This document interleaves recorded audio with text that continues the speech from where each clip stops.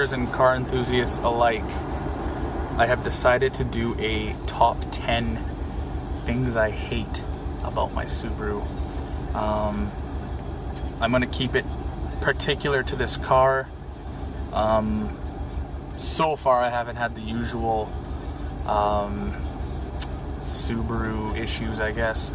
It's probably partly because this drivetrain is an EJ207 version 7. I'm pushing about 18 pounds of boost, no issue since I've owned it. I haven't owned it that long. So far, honestly, the only thing that I really have a Subaru type issue with is the it's gas mileage. This car's very fun to drive, and I'm having fun with it in winter. It's finally warmed up here in Alberta, Canada, and yeah, I decided to do the video. So I'm gonna step outside and start off with the exterior things that I don't like about this thing. So first off, I hate this exhaust. I mean, I love the look of an STi with a nice big pipe on it, and this one looks like it's a Honda Civic muffler welded on there. And when I got the car, the old owner said it was because of too many cops were stopping them. But that I guess this is one Subaru fault, I guess, for these cars is starting, is I got rear quarter rust forming. That is going to get fixed right away. I have a body guy who treats me well, so with good prices.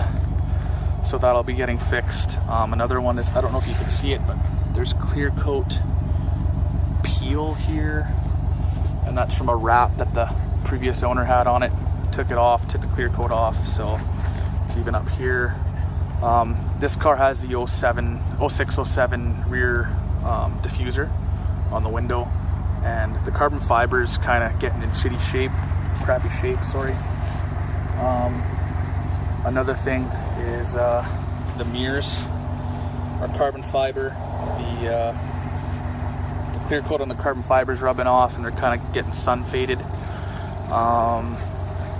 That's basically it from the outside.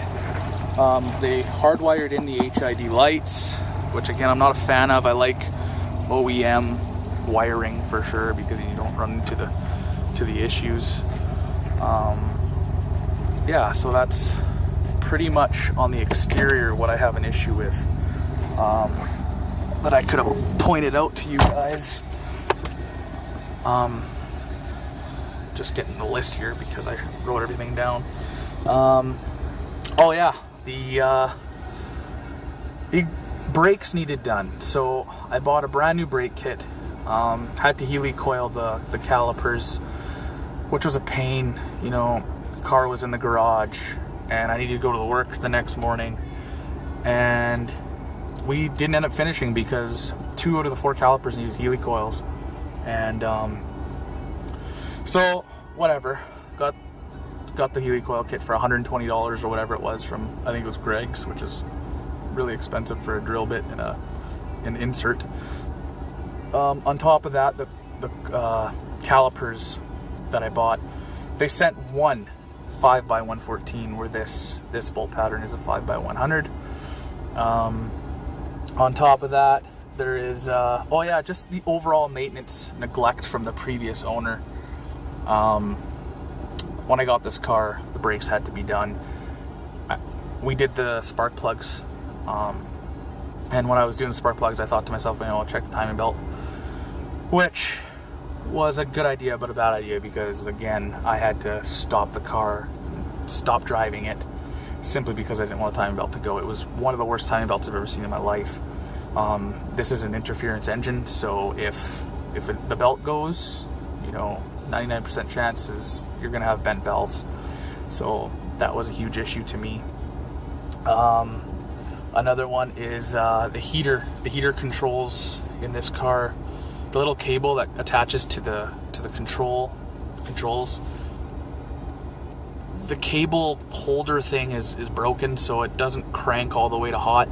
So the windows will defrost nice, but you're kind of cold in here for like the first hour or so of driving.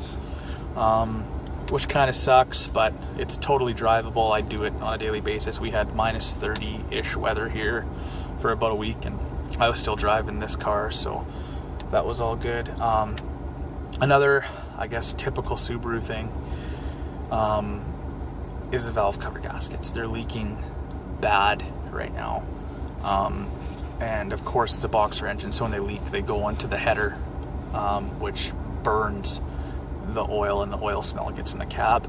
Doesn't happen all the time, but if the car's sitting for, I'd say a good day, there's at least one drop on the header and it burns it up and you can smell it in the cab. That, and how expensive things are from Subaru. When I was gonna order the timing belt kit,